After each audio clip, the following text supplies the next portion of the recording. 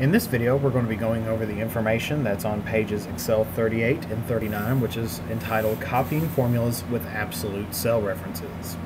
And when you copy formulas, you may want to keep one or more cell references in the formula to remain unchanged in that formula. In such an instance, you will need to apply an absolute cell reference before copying the formula to preserve the specific cell address when the formula is copied.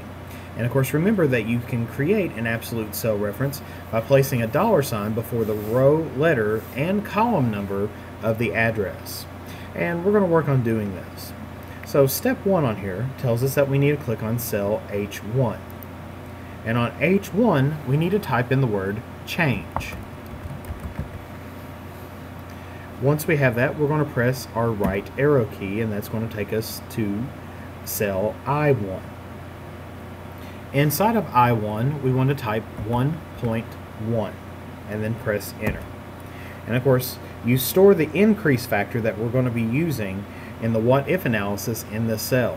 The value 1.1 can be used to calculate a 10% increase, or anything you multiply by 1.1 returns an amount that is 110% of the original amount, or a 10% increase. Next, we're going to click on cell H3. And in H3, we're going to type in the words, what if, and we're going to put a question mark. Then we're going to press enter. So that is a label that we are inputting in. Next, on cell H4, we're going to type in a formula. And on here, we're going to type in equals, because remember, all formulas begin with the formula prefix of equal sign. Then we're going to click on cell F4. Then we're going to hit the multiplication symbol. And then we're going to click on cell I1. So we're trying to find out what is 100%, or 110%, or a 10% increase of this total right here. When we have that, we're going to click on our enter button. And notice that there is the result of 263,385.8. And this value represents the total annual revenue for Australia if there's a 10% increase. You want to perform a what-if analysis for all the tour countries.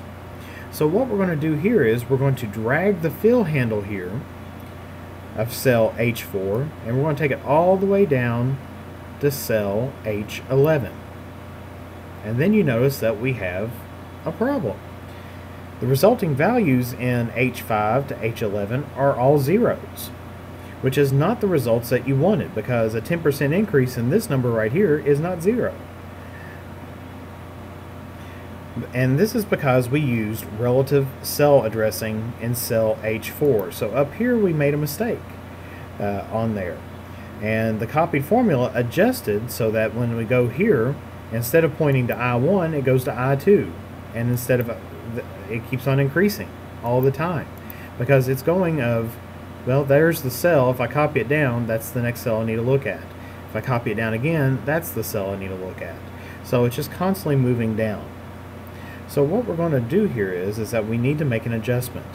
And really it's zero because there's no value in any of the cells that are over here. And that's where we get the result is a zero, which is an error. We need to use an absolute cell reference in the formula to keep the formula from adjusting itself. And that way, it will always reference back to this cell I1. So next what we're going to do is we're going to go back to cell H4. And in this case, we're going to press our F2 key. That's going to allow us to edit this cell, and it puts us in edit mode. And then next, we're going to press our F4 key. And when you press the F4, notice that we have the cell reference now of $I, $1. And that is an absolute cell reference on there. Because remember, when you press F2, the rangefinder outlines the arguments of the equation in blue and green, and that allows us and puts us in edit mode. When you press the F4, the $ are inserted in the cell address, changing the I1 cell reference to an absolute reference. When we do that, we're going to click on our enter button, and notice the answer hasn't changed. But this time, we're going to recopy the formula all the way down, and this is the next step, which is on step 7. And we're going to click and drag this from H4 down to H11. And when we release our mouse button, now the formula correctly contains the absolute cell reference, and the value of H4 remains unchanged. And the correct values now for a 10% increase appear in the remaining values. But however, now let's take a look and see if we can make a change here. Because remember, we're using these references, the relative and absolute references, to be able to point to just this one cell, and that's why we're using an absolute cell reference. So if we're taking a look maybe at a 20% increase, which is step 8, we're going to click on cell I1 and we're just going to type in 1.2.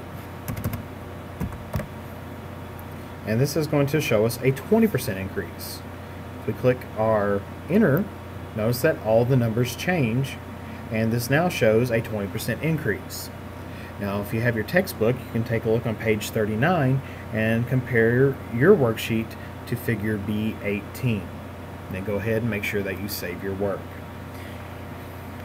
Now of course, remember as well, we said earlier that you can use the fill handle to actually increase up sequential text.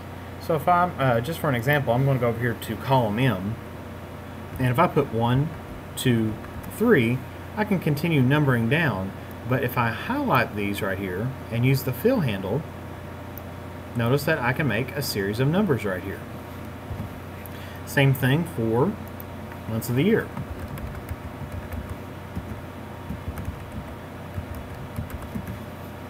So if I have January and February here, notice that in the preview,